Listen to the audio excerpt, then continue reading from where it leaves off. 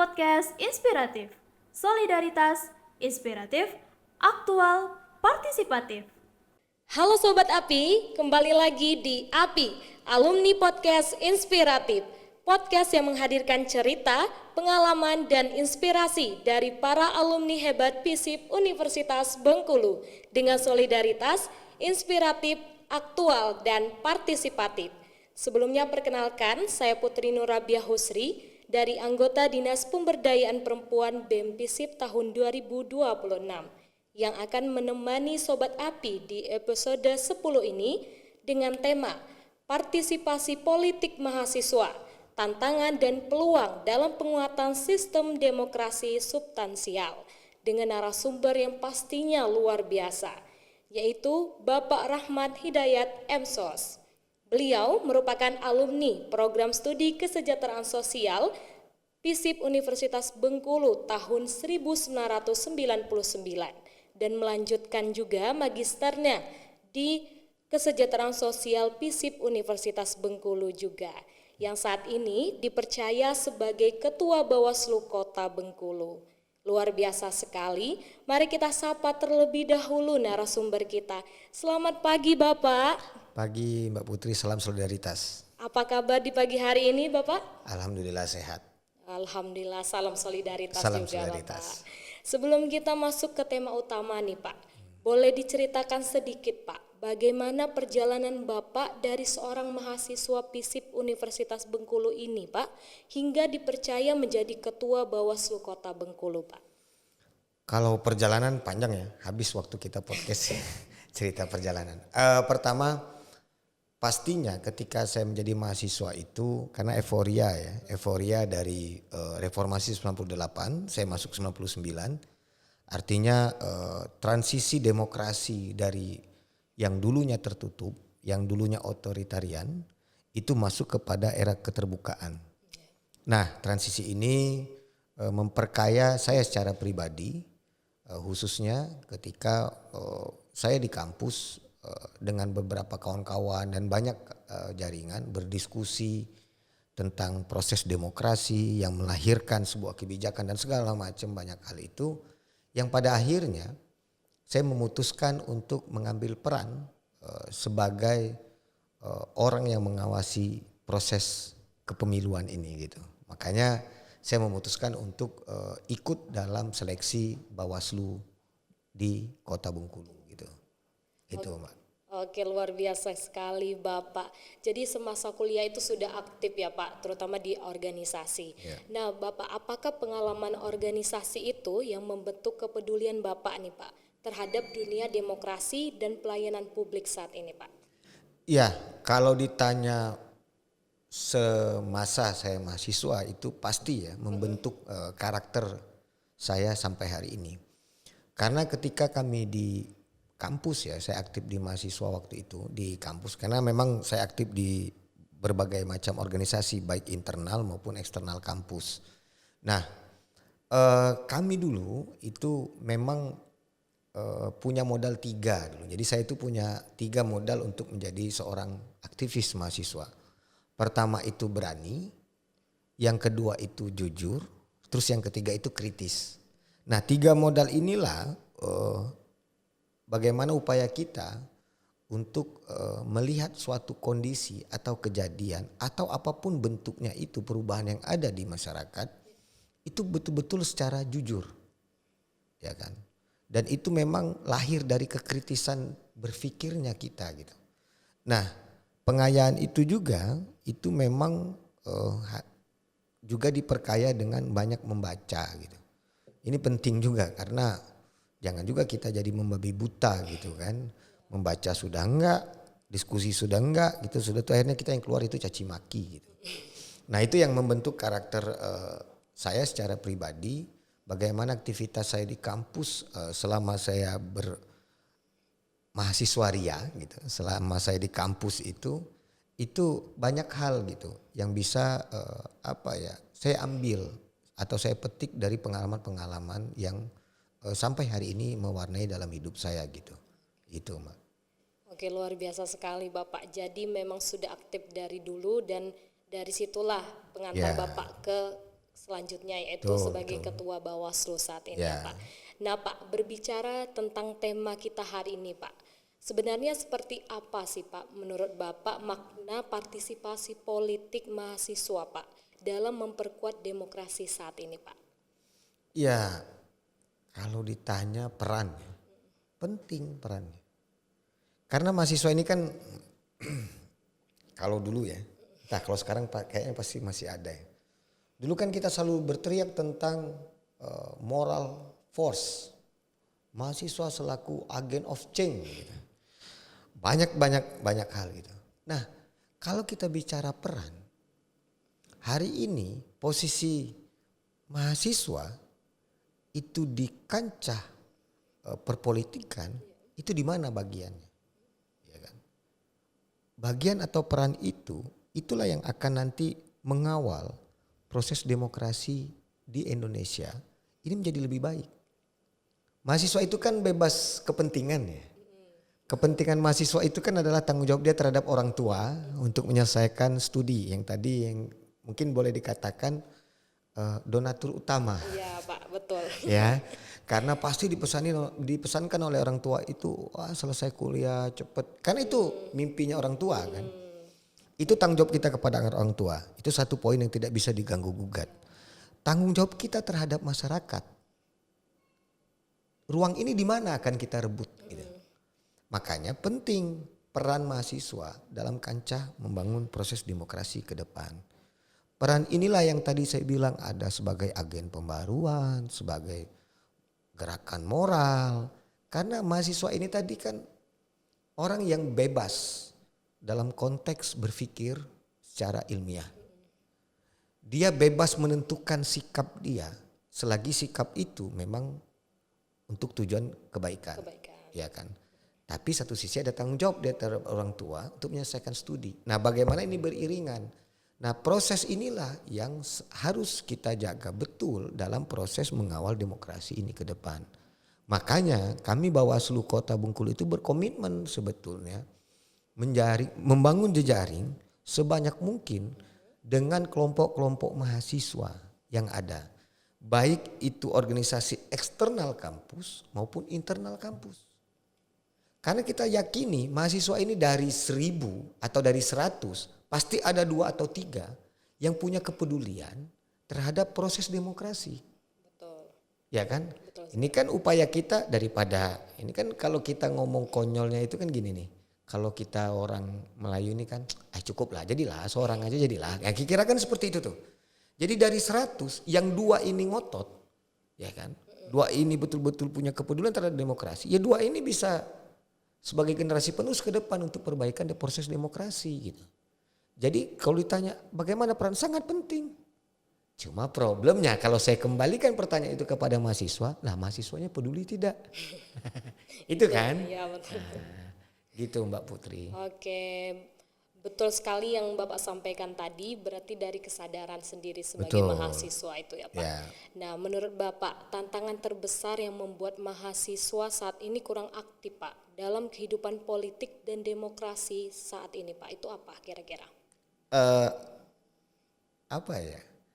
Kalau kita berbicara hari ini, contohnya, misal gini, saya pernah bertanya kepada mahasiswa gitu, karena saya pernah diundang di berbagai diskusi maupun dialog gitu, maupun seminar gitu. Terus ditanya, politik itu apa sih? Demokrasi itu apa sih? Oh, nyatanya masih seperti itu saja. Nah, pertanyaannya saya balik. Anda dulu memilih siapa? Iya kan? Dasar kamu memilih itu, apakah dasar dari rasionalitas berpikir bahwasan orang ini layak untuk dipilih? Atau jangan-jangan, nah ini jangan-jangan, atas dasar ada sesuatu lain hal yang ada di belakang yang itu sebenarnya bukan sosok mahasiswa harusnya gitu berbicara. Ini kan kita harus bedah betul gitu. Nah ini yang sekarang lagi kita galakan atau lagi kita intenskan ya. Dalam proses di Bawaslu itu ada namanya agenda konsolidasi demokrasi.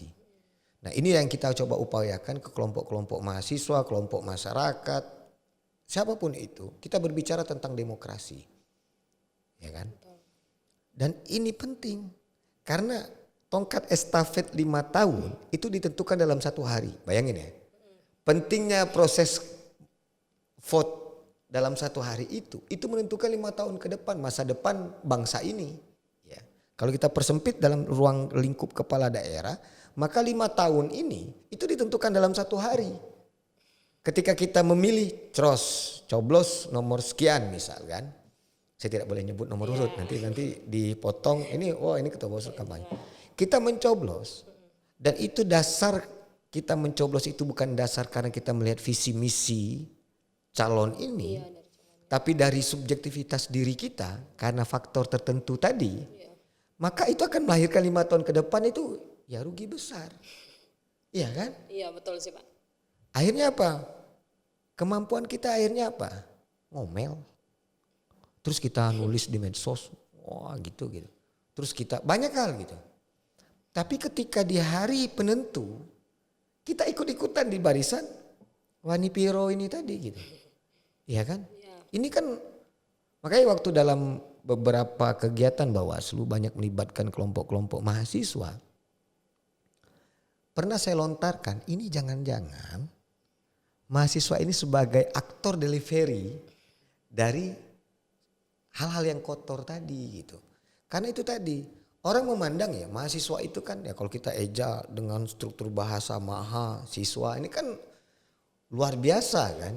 Harusnya kan berpikirnya itu sudah bagus, maha gitu.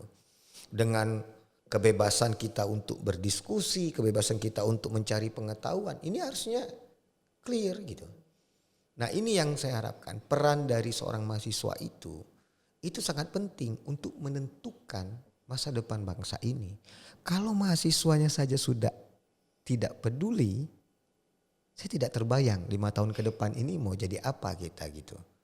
Apakah kita sebagai generasi penurut saja, terus kita hanya berani mengomel, menggerutu di belakang, tapi tidak memutus rantai dari problemnya apa gitu.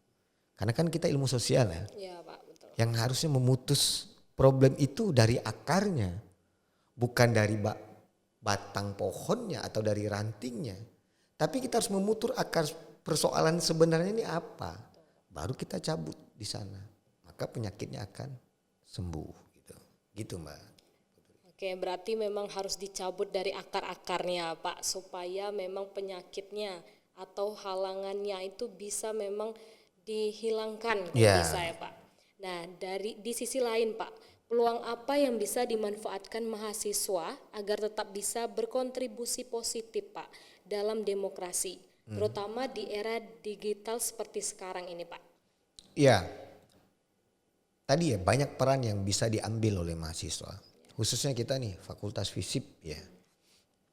Fakultas FISIP itu kalau di era saya itu ada 4 prodi S1 ya. Kalau sekarang sudah ada 6 ya kalau saya nggak salah. S1, 6 apa 7? Jurnalistik, perpustakaan, satu lagi saya lupa, kesekretariatan ya. Apa? KS, Kesejahteraan Sosial. Kesejahteraan Sosial, Komunikasi, Administrasi Publik, Sosiologi, Ilmu Komunikasi, Jurnalistik, ya kan. Nah, ya, perpustakaan kan. Nah, kalau dari beberapa prodi ini kan ada badan eksekutif ya, badan eksekutif mahasiswa. Itu kan belajar politik dari bawah ya, pemilihan himpunan mahasiswanya, dari pemilihan badan eksekutifnya, pemilihan sekarang masih DPM ya, Dewan Perwakilan Mahasiswa ya. Nah, masih DPM. Itu kan miniatur sebetulnya, miniatur demokrasi negara. Kalau di negara kita kan ada gubernurnya, ada DPR provinsinya, ada apa lagi turunan ke bawah ya. Terus ada lembaga pengawasnya.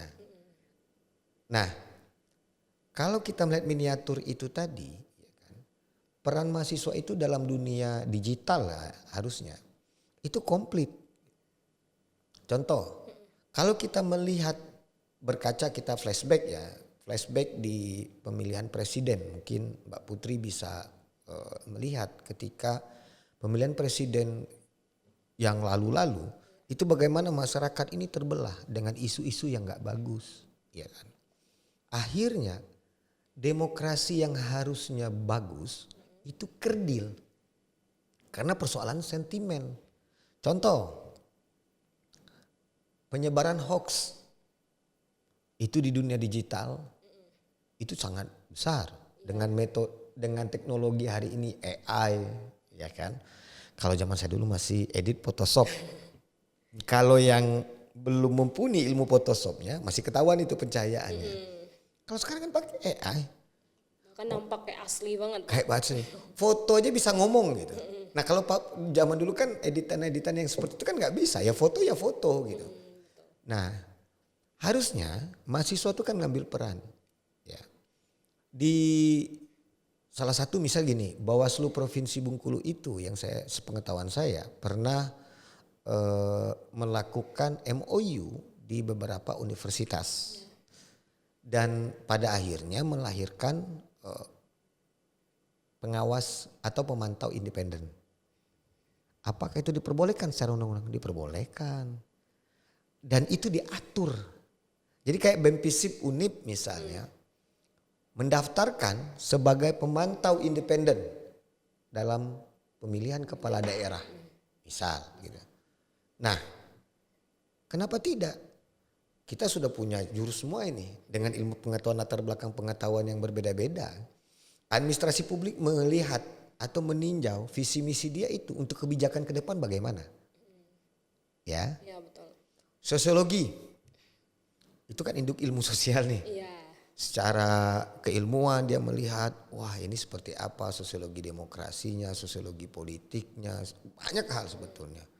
Komunikasi, bagaimana dia melihat peran antara pemerintah dengan konstituennya yang memilih, rakyatnya gitu. Terus peran apa yang bisa diambil di sana? Ilmu kesejahteraan sosial, ilmunya saya ini kan. Itu banyak hal. Apakah hari ini kebijakan itu berpihak? Balik-balik ke administrasi publik tadi ya. Apakah kan karena kita kan negara Indonesia ini kan welfare state ya, negara kesejahteraan. Tapi apakah kesejahteraan itu sudah menjadi jaminan bagi masyarakat kita hari ini? Kan silakan mahasiswa menilai itu. Dan itulah tadi saya bilang, mahasiswa itu kan bebas dari kepentingan. Individu mahasiswa ketika dia bergabung, dia mengkaji sesuatu isu, tren, dia bisa membongkar segala sesuatu. Ini penting. Ya. Makanya pada akhirnya peran itu tadi itu akan membangun sebuah dinamika yang baik ke depan. Nah, peran misalnya ini jadi kita pengawas pemantau independen. Kita melihat misalnya yang bersebaran di medsos. Laporkan saja ke Bawaslu. Dan itu resmi. Kita catat, kita ini kalau memang takut dan diancam, kita bisa rahasiakan identitas pelapor. Jadi aman ya Pak? Aman. Kita rahasiakan dan itu data yang dikecualikan untuk dimintai data. Dan kita akan lindungi itu. Nah, komitmen ini yang penting. Ada beberapa informasi yang kami lakukan penelusuran awal ya. Misal gini. Ada masyarakat ataupun mahasiswa yang melaporkan terjadi tindakan pelanggaran yang dilakukan oleh perangkat dari suatu kelurahan. Ya, waktu itu. Dan kita langsung lakukan penelusuran ke bawah. Karena kita tidak bisa langsung meminta mereka, mengundang mereka. Tapi kita lakukan penelusuran awal. Karena ada informasi awal, maka kita lakukan penelusuran. Beda kalau orang yang datang melaporkan dengan membawa pengacara. Itu sudah pernah juga terjadi di kita. Dan itu langsung kita tindak lanjuti. Karena ada aturan yang mengatur itu. Kalau di pemilihan legislatif atau pilpres itu 7+7. Jadi 7 hari ditambah 7 hari. Pemeriksaan 7 hari ditambah 7 hari untuk waktu kita kajian. Dan kalaupun ada yang sesuatu yang ingin digali lagi boleh kita panggil lagi. Nah yang kita itu sudah agak sedikit pressure kerja itu ketika momen pilkada. Data sedikit, waktu terbatas. 3+2. 2 hari itu untuk pendalaman. Kalau kita masih kekurangan. Cuma 2 hari ya Pak? 2 hari kita. Bisa kebayang kan ketika laporan di pilkada kemarin beruntun dan segala macam. Nah makanya kita 24 jam akhirnya bekerja ketika pemilu kada kemarin. Karena kami berkomitmen, 3 orang komisioner Bawaslu Kota itu berkomitmen. Kita bikin sistem piket, jadi 24 jam. Jadi ada yang malam piket, termasuk kami komisionernya. Jadi ya tidur di kantor. Karena kalau ada laporan di jam misalnya, di jam 22 misal, maka pagi itu langsung kami plenokan untuk ditelusuri, dipanggil. Diperiksa ya Pak. Langsung diperiksa. Karena itu tadi, keputusan itu harus melalui mekanisme pleno. Jadi ketika ada laporan atau aduan pelanggaran, kita langsung paginya itu pleno. Pleno tercatat, karena sifatnya kan kalau Bawaslu ini kan komisioner ya, kolektif kolegia. Nah, kita akhirnya akan memplenokan itu, nah ini bakal diteruskan. Makanya 3+2 itu sudah kayak apa aja kita di sana gitu. Nah itu Mbak Putri. Terlalu mepet ya Pak. Ya secara regulasi ya, secara aturan. Baik, seperti yang Bapak jelaskan tadi. Nah Pak, sebagai Ketua Bawaslu nih Pak Kota Bengkulu ini, bagaimana Bapak melihat peran mahasiswa dalam menjaga pemilu yang jujur, adil, dan berintegritas Pak? Ya ini jujur, adil, dan berintegritas. Tagline Bawaslu itu kan menegakkan keadilan pemilu. Itu yang kami pedomani. Jadi seluruh komisioner Bawaslu di Indonesia ini itu mempedomani yang namanya menegakkan keadilan pemilu. Jadi tugas Bawaslu itu menegakkan itu. Nah jujur, yang tadi saya bilang jujur ya. Apakah kita memilih itu jujur dari hati nurani kita? Kan kami kewenangan Bawaslu kan tidak bisa itu sampai ke dalam-dalam pribadi orang untuk menelusuri itu. Nah itu tadi saya bilang memilih itu harus jujur, ya kan? Itu betul-betul didasari memang pilihan kita secara objektif. Nah integritas, ya kan? Jadi jangan sampai salah nih. Kalau ditanya 0 sampai 100 berapa skor integritas kita? Berapa kita jawab Mbak Putri? 100% Pak. 100%. Karena kita berintegritas. Nah, karena orang yang berintegritas itu orang yang tidak bisa dibeli. Betul sekali. Orang yang berintegritas itu orang yang mempunyai prinsip dan nilai moral yang baik pasti. Nah itu yang harus kita gaungkan, bahwasan mahasiswa itu punya peran penting. Mahasiswa itu kalau bicara tadi integritas, mahasiswa ini kepentingannya apa? Harusnya kan mahasiswa itu mempunyai nilai untuk menyuarakan terhadap apapun bentuk dari ketidakadilan. Betul. Ya kan? Kalau adil ya wajar lah gitu. Misal contoh ya, ini guyonan kita gitu. Politik pencitraan. Ya. Kalau kita kaji kejujuran tadi. Kalau komunikasi kan mempelajari ruang itu. Bagaimana orang tahu kalau tidak dipublikasi. Betul. Nah, tapi yang lawan pasti akan bilang wah ini pencitraan, ini gitu. Logikanya gini, ketika orang memilih, maka ada suara yang dia titipkan untuk orang ini memimpin. Ya. Jadi tanggung jawab dia, jangan dibalik misalnya. Kekewenangan atau kekuasaan itu ada di tangan rakyat gitu. Betul. Jangan dibalik gitu. Terus yang kita berikan kekuasaan ini untuk bekerja kepada kita, ini jangan dibalik logikanya. Mereka itu harusnya kan bekerja untuk rakyatnya gitu. Bukan untuk kelompok mereka gitu. Ya kan? Nah peran mahasiswa itu kan di situ. Makanya ketika dia punya integritas, dia akan memilih betul-betul orang yang memang dia rasakan itu layak untuk dipilih. Secara visi dan misi dan segala macam bentuk dari latar belakang itu. Nah proses demokrasi ini kan harusnya seperti itu. Ketika satu hari kita mencoblos, itu proses ya. Itu akan melahirkan 5 tahun kebijakan. Kalau kita bicara sebuah demokrasi yang substantif itu tujuannya apa sih gitu. Ya pasti kan tujuannya itu untuk kesejahteraan masyarakatnya. Tujuannya untuk ya penghargaan bentuk hak asasi, menjaga hak asasi manusia, keterbukaan pers dan segala macam. Kalau hari ini kita masih terintimidasi dalam tanda kutip ya, apakah kita bebas berdemokrasi? Jangan-jangan itu perlu kita kasih pertanyaan itu gitu kepada orang-orang yang ahli gitu. Nah makanya mahasiswa perannya sangat penting. Bagaimana misalnya peran mahasiswa tadi secara integritas dalam gerakan yang dibangun oleh mahasiswa, gerakan moral yang dibangun oleh mahasiswa. Jangan memilih misalnya, jangan memilih karena dasar uang misalnya. Jangan karena memilih karena dasar keluarga misalnya. Karena nepotisme kita di Indonesia ini kan cukup tinggi. Iya. Enak, sana, Kan enak, masih saudara keluarga gitu nah kan. Nah artinya tidak objektif kita memilih. Tapi ketika dia sudah pilih, banyak nggak misalnya gini nih contoh.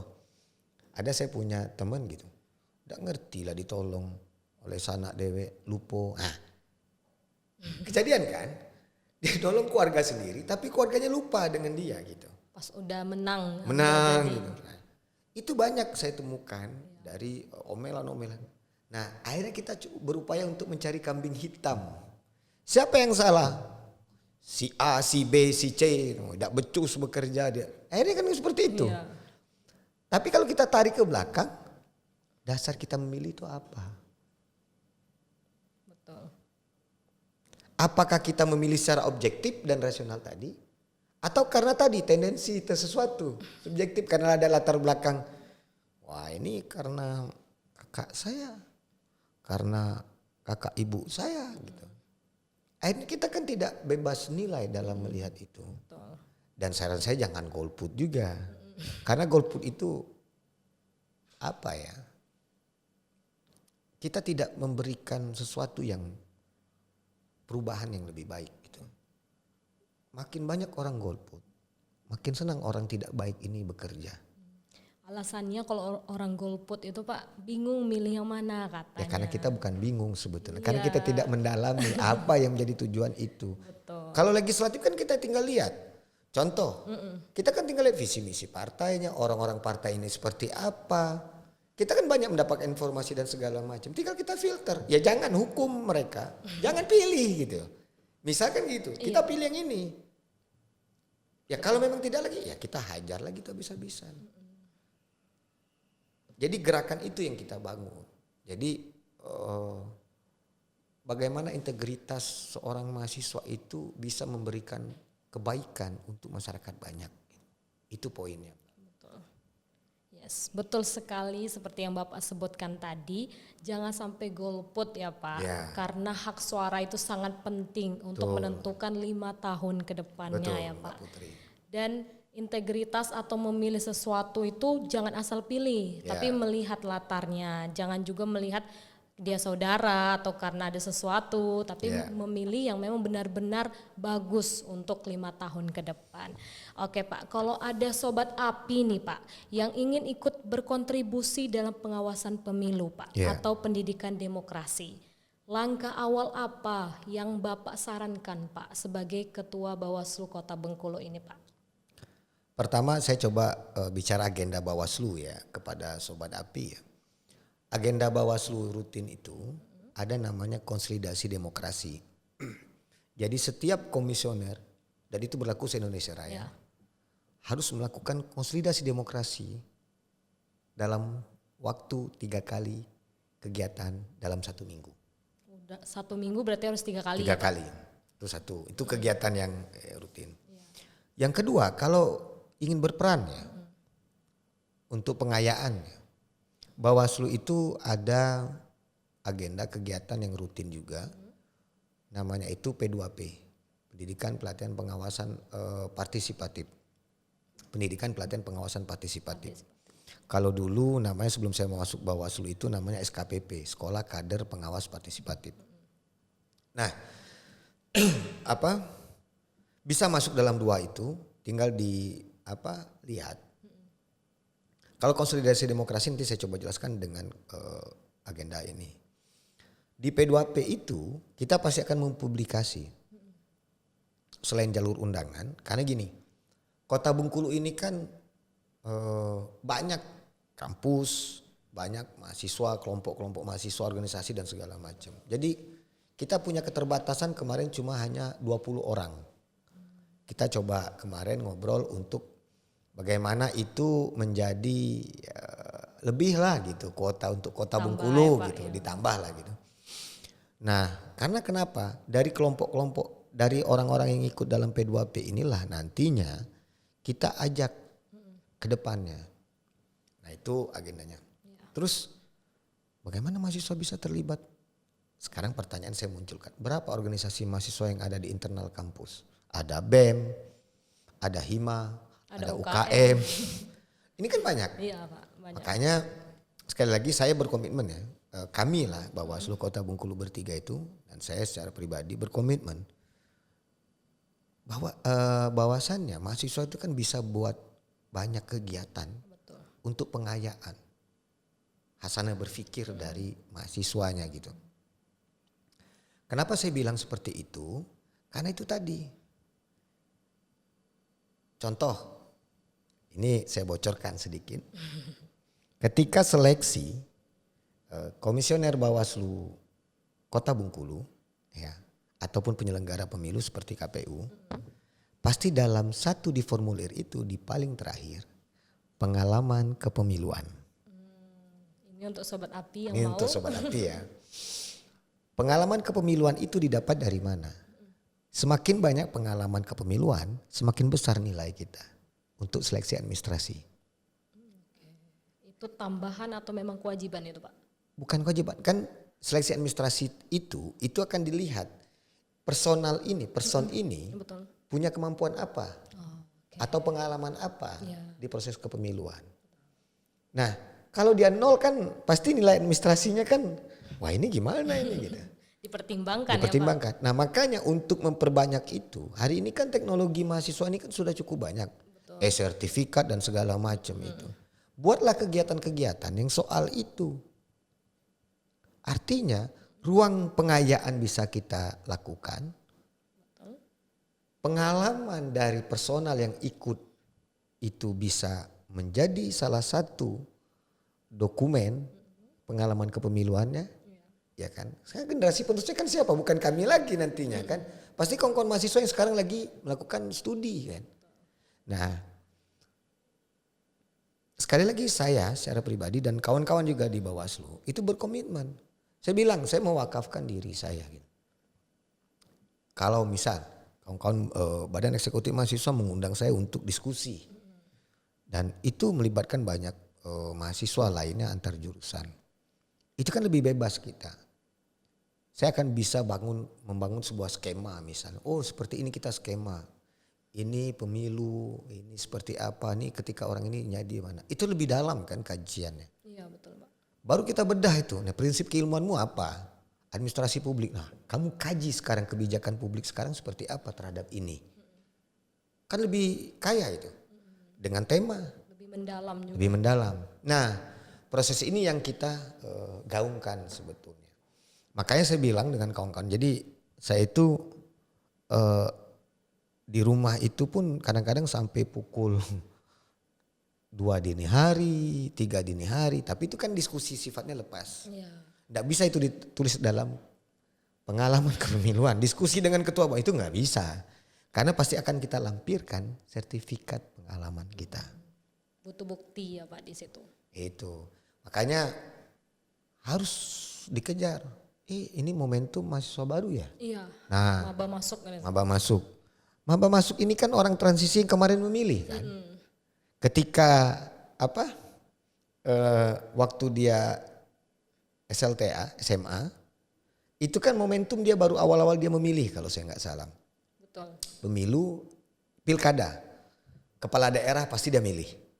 Kalau pemilu kan 2024. Iya 2024. 2 Kalau tahun yang pilkada kan 2025. Ada yang belum milih di 2024 itu, ada yang sudah memilih. Ya. Artinya itu pengalaman awal mereka kalau kita ingin brainstorming bersama mereka. Apa yang Anda lakukan? Jangan-jangan kalian dulu sebagai orang yang mendistribusi pelanggaran itu gitu. Ya. Karena gini, ada kebiasaan yang ada selentingan yang kita anggap mungkin itu hal yang biasa. Tapi itu ternyata pidana pemilu. Apa itu Pak? Money politik. politik Memang uang. Nah, benar-benar sering terjadi itu. 5 tahun dibayar cuma 200.000. Waduh. Dapat apa kita? Terus besok kita menggerutu, kita bikin konten jalan kami rusak, jalan kami. Kali itu sudah dikasih loh 200.000 Untuk 5 tahun. untuk 5 tahun. Nanti 5 tahun kami bayar lagi 200.000 gaji kalian. Jadi kita digaji oleh orang yang kita gaji. Logikanya kan gitu tuh. Uang kita, pendapatan kita itu kan dikenakan pajak. Betul. Ya kan? Nah pajak kita itu digunakan untuk apa? Salah satunya poin dari pajak itu gaji saya, uang saya itu yang saya dapatkan setiap bulan, itu didapati dari pajak masyarakat gitu. Iya betul. Mulai dari pajak, wah banyak lah. Itu saya bukan ahli perpajakan. Tapi pada intinya saya memahami itu. Dan saya pengetahuan saya itu terhadap bahwasan saya itu diamanahkan. Jadi uang yang saya makan untuk keluarga saya itu uang dari tetangga kiri kanan saya nih. Skup terkecil aja. Iya. Ya kan. Jadi kalau kami membuka pintu ruang itu sebesar-besar mungkin untuk mengkritik kami, memberikan masukan pada kami gitu. Artinya itu untuk kaca kami, cermin kami. Oh, kami kurangnya di sini. Oh, kami harus membenahinya di sini gitu. Nah, inilah yang akhirnya peran ke depan itu harus kita rebut sebagai mahasiswa. Nah, agenda-agenda ini kan pemilihan itu kan 2029 ya. Artinya kita masih punya spare waktu 3 tahun. Bagaimana misalnya mahasiswa hari ini, Badan Eksekutif Mahasiswa hari ini melakukan kegiatan pengayaan untuk menjaga proses demokrasi 3 tahun ke depan. Ini kan penting. Bawaslu ya ada beberapa agenda yang sekarang lagi jalan ya. Salah satunya itu kan lomba debat. Nah, apakah debat itu sia-sia? Tidak. Tidak, Pak. Karena secara tidak langsung kawan-kawan yang ikut atau menjadi peserta debat itu dia akan belajar. Saya sendiri itu, Pak. Nah, pasti Mbak Putri pasti akan membaca, berdiskusi, bertanya kemana orang yang punya pengetahuan terhadap kepemiluan dan segala macam.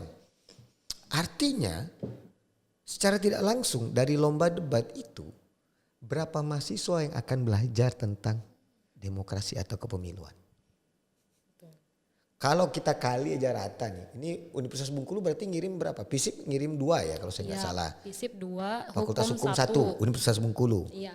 Universitas Muhammadiyah itu kalau saya nggak salah itu saya dapat informasi dari pimpinan provinsi itu ada 2. Hukum 1, FISIP-nya 1 di Universitas Muhammadiyah. Iya.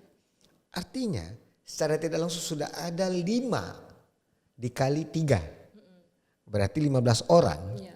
Yang belajar tentang kepemiluan. Itu baru minimalnya ya, Pak. Kita bicara dampak ya. Iya. Dari 15 orang ini secara tidak langsung dia akan ada pengayaan atau pengetahuan terhadap kepemiluan. Undang-undang, kebijakan dan segala macam yang terkait tentang kepemiluan. Iya, betul. Bawaslu itu apa? Terus apa ini sengketa? Apa ini pelanggaran? Kategori pelanggaran itu apa? Dampaknya di mana? Apalagi kita kan pisau bedah ilmu sosial itu kan adalah dampak. Apa dampak dari pelanggaran yang terjadi?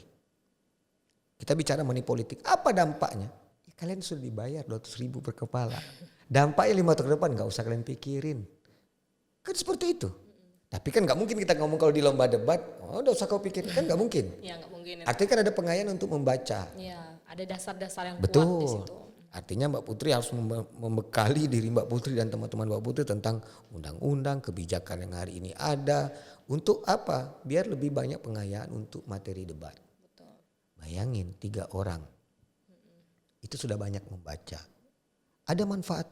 Secara pribadi pasti akan dapat manfaat. Betul. Setidaknya Mbak Putri bisa berdiskusi nantinya menjadi narasumber ke depannya untuk menggantikan posisi saya.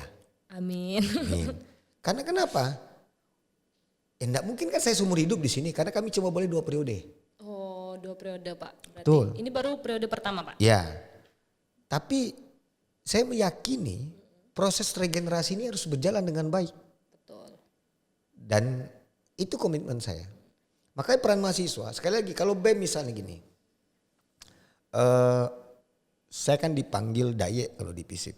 Kalau kawan-kawan Kosmip atau HMI itu biasa manggil saya Kak Daye. Kak jadi narasumber misalnya. Tidak apa-apa, datang. Kak ini undangan resmi, kami bicara tentang misalnya pelanggaran. Saya akan komunikasi dengan divisi yang ada. Artinya kami punya komitmen yang kuat terhadap membangun proses demokrasi ini menjadi lebih baik. Dan kami ini rata-rata untungnya, ini bukan nepotisme ya.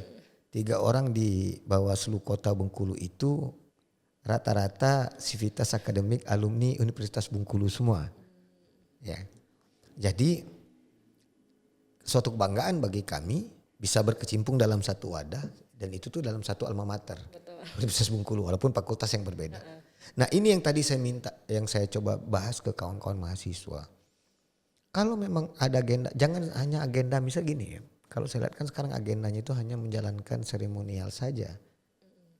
Tapi tidak ada manfaat yang bisa kita dapat. Manfaat ini bukan nominal ya, tapi pengetahuan.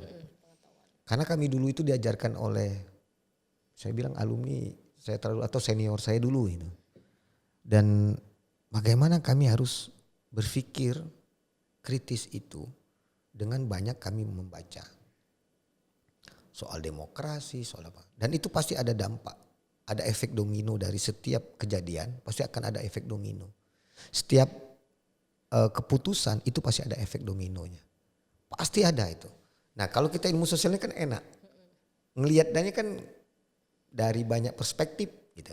Harusnya kaya kita berpikir. Makanya sekali lagi kalau mahasiswa ingin melibatkan kami Bawaslu kami siap. Insya Allah kami siap. Baik itu berdiskusi, baik itu kita bedah buku atau kita bedah undang-undang. Oh ini benar-benar enggak nih undang-undang pemilu gitu. Enggak apa-apa. Kami insya Allah kami siapkan dan kami mewakafkan. Terutama saya mewakafkan diri saya. Apalagi ini untuk sivitas alumni FISIP ya. Jadi saya mewakafkan diri saya untuk fakultas ini, FISIP, yang itu di tempat saya besar. Jadi saya tidak bisa jadi ketua Bawaslu hari ini kalau mungkin saya tidak kuliah di FISIP. Dan saya tidak punya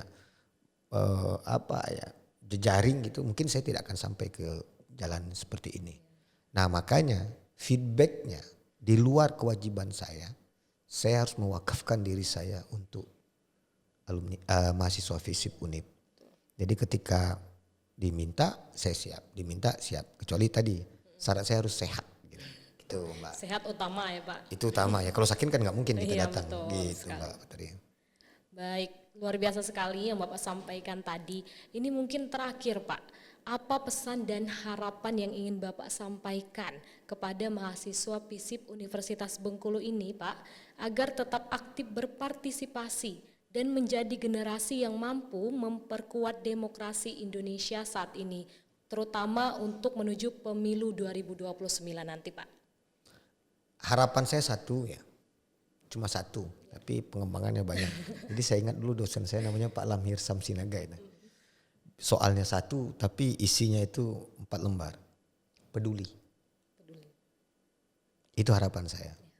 Karena ketika kita peduli, maka kita akan punya ruang untuk belajar. Ketika kita peduli, maka akan melahirkan sesuatu yang menjadi lebih baik. Ketika kita peduli, maka kita jadi tahu. Ketika kita peduli, kita akan melihat ini siapa dan akan kemana ke depan. Karena tanpa kepedulian, kita tidak bisa apa-apa. Dan perbaikan bangsa ini butuh kepedulian dari kawan-kawan mahasiswa. Gitu. Itu Mbak Putri. Oke, luar biasa, berarti peduli, kata utamanya adalah peduli. Betul. Ya Pak. Luar biasa sekali Sobat API, dari perbincangan hari ini kita belajar bahwa partisipasi politik mahasiswa itu bukan hanya tentang menggunakan hak pilih, tetapi juga tentang kepedulian, keberanian menyampaikan gagasan, dan ikut menjaga demokrasi agar berjalan dengan baik. Terima kasih kepada Bapak Rahmat Hidayat M.Sos. Terima kasih Bapak. Terima kasih Mbak Putri. Atas cerita, pengalaman, dan inspirasi yang telah dibagikan pada episode 10 ini. Dan terima kasih juga untuk Sobat API yang sudah mendengarkan. Saya Putri Nurabiah Husri pamit undur diri, sampai jumpa di episode API, Alumni Podcast Inspiratif berikutnya. Salam inspiratif dan sampai jumpa. Terima kasih.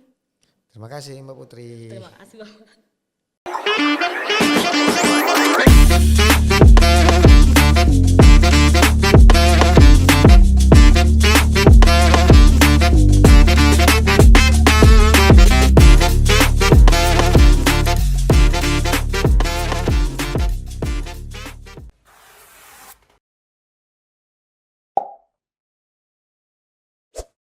Alumni Podcast Inspiratif.